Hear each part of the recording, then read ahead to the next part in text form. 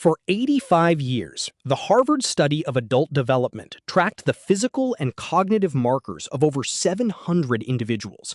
The objective was to identify the specific variables that predict healthy aging. They looked at lipid panels, exercise frequency, genetic predispositions, and resting heart rates. But the most robust predictor of a long, healthy life was not cholesterol. It was not VO2 max. It was the depth and quality of their social relationships. Under the current direction of Dr. Robert Waldinger, the data is unequivocal. Close relationships protect our brains and bodies far better than any known pharmaceutical or behavioral protocol. Modern longevity science translates this through a highly clinical lens. We now know that social isolation acts as a severe biological stressor. It chronically elevates cortisol, upregulates systemic inflammation, and accelerates the degradation of telomeres at the ends of our chromosomes. Loneliness is essentially a sustained state of biological hypervigilance. But this is where the Western approach to optimization develops a critical blind spot. We treat social connection as just another individual metric, an item to be hacked, scheduled, and tracked alongside daily step counts and fasting windows. We view community as an external supplement to our biology, rather than the baseline environment our biology requires to function. Long before we had the technology to measure cellular aging, Eastern medical and philosophical traditions understood that the nervous system cannot be fully regulated in isolation. In the blue zone of Okinawa, this biological necessity was engineered into the very fabric of society through the practice of Moai, lifelong, structured peer groups that pool emotional and financial resources.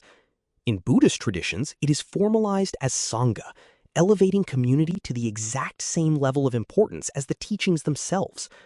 These cultures did not stumble into social connection as a happy accident. They constructed exact social frameworks to ensure collective nervous system regulation. Ancient tradition and modern clinical data have arrived at the exact same conclusion from completely opposite directions.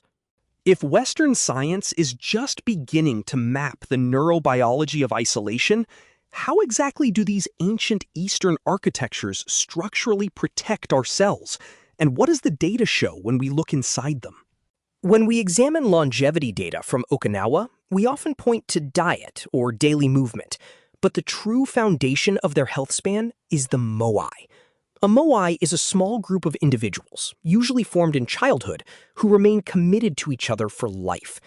From a Western perspective, this is romanticized as simply a strong social circle, but that completely misses the architecture of the practice. A true Moai operates as a literal microeconomy and a real-time biometric monitoring system. They pool financial resources to protect each other from sudden economic shocks, a known driver of severe allostatic load. And because they interact continuously for decades, they notice subtle shifts in a member's gait or cognition years before any clinical diagnosis. This concept of structural reliance is mirrored in the Buddhist principle of Sangha. The community is not secondary to the individual practice, it is a primary pillar of well-being, equal in weight to the philosophy itself. While a modern biohacker might meditate alone in a quiet room using wearables to lower their sympathetic drive, Eastern traditions engineered environments that make chronic, isolated hypervigilance nearly impossible. The clinical data suggests that human nervous systems co-regulate. When we are embedded in a deeply trusted network, our vagal tone stabilizes and parasympathetic activation becomes our biological default. We do not have to consciously hack our way out of a stress response because the environment itself constantly signals safety. These frameworks never relied on individual willpower to maintain social bonds. The connection was mandatory and woven into survival. Modern neurobiology now maps perfectly to this ancient understanding, showing that collective nervous system regulation is biologically superior to isolated health optimization. But this presents a significant practical challenge. We cannot easily transplant ancient village structures into hypermobile Western cities. If our cellular biology requires an environmental baseline of community that modern society actively dismantles, how do we construct a functional equivalent today?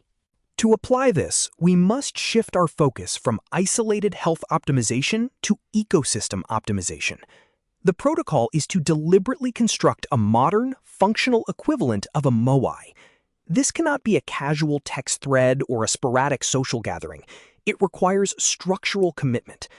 You begin by selecting 4 to 5 individuals who share your commitment to long-term health span. You establish 3 non-negotiable pillars: routine collective meals, shared financial or project accountability, and a baseline of normalized vulnerability where health and life stressors are actively audited.